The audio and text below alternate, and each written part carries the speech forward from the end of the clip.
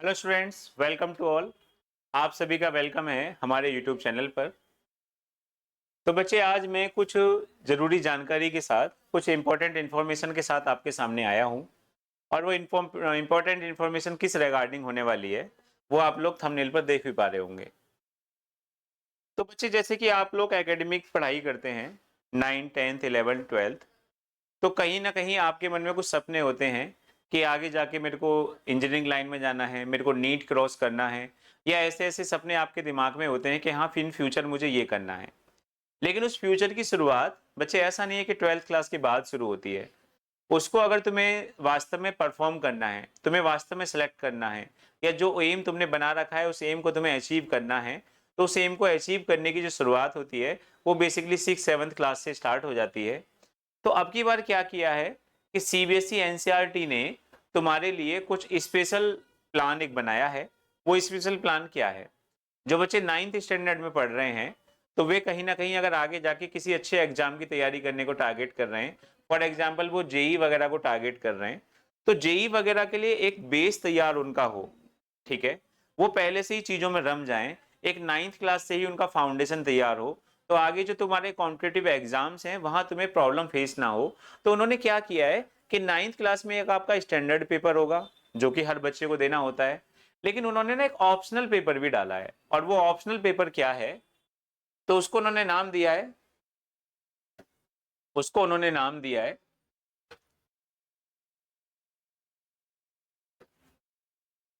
ठीक है,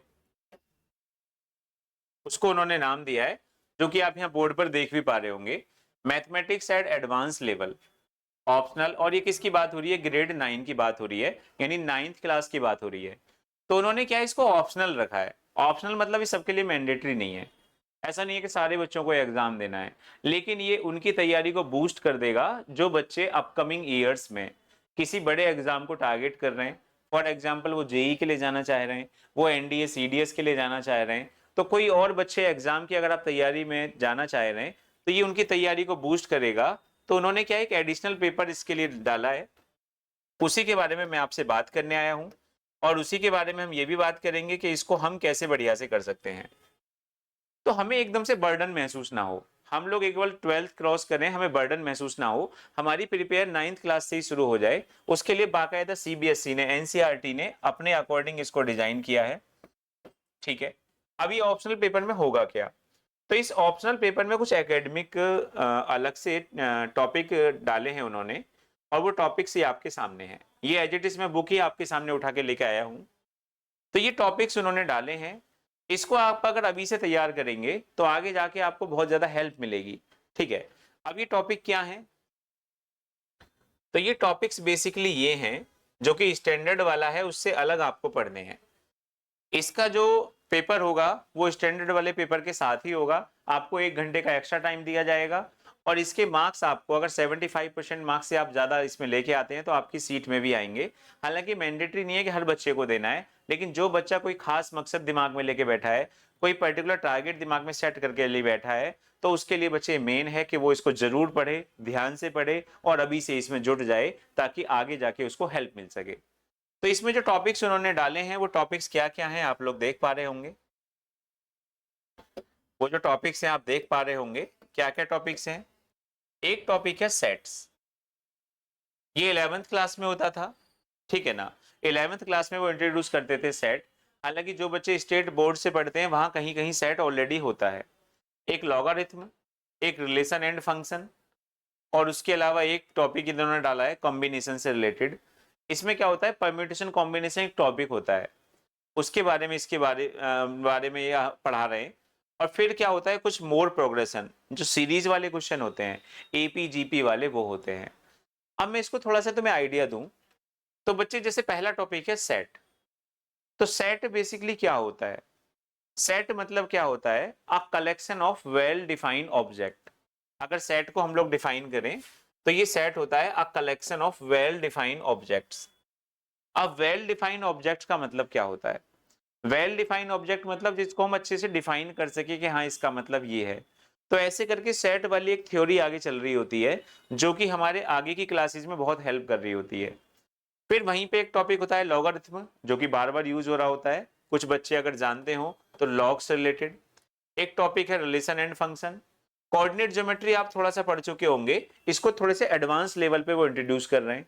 और बच्चे ये एक टॉपिक होता है परम्यूटेशन कॉम्बिनेशन से रिलेटेड, जहां चीजों पे हम लोग अरेंज कर रहे होते हैं, सेलेक्ट कर रहे होते हैं, ऐसी कुछ थ्योरीज वाले क्वेश्चन होते हैं, वो ये कॉम्बिनेशन में आपको पढ़ना है।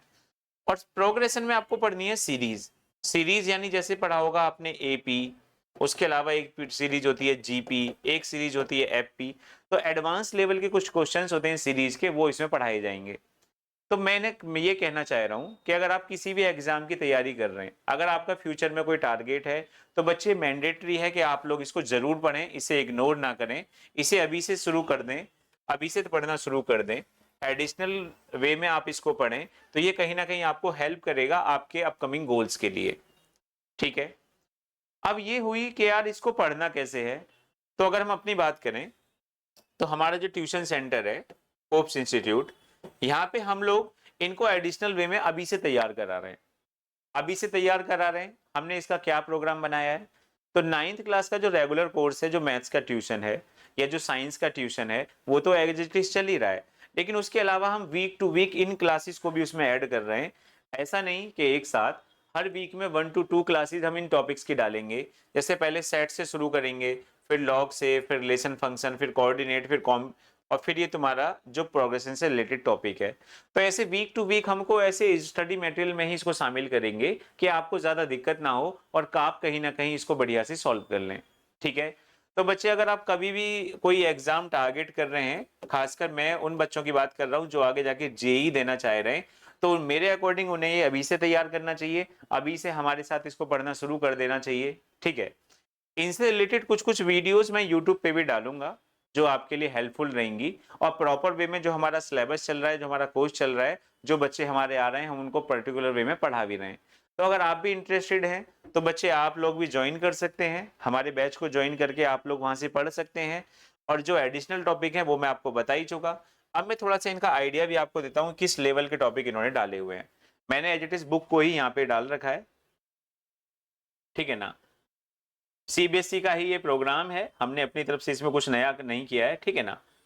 तो ये जैसे यहाँ पे बच्चे बता भी रहे हैं सेट के बारे में, ठीक है ना।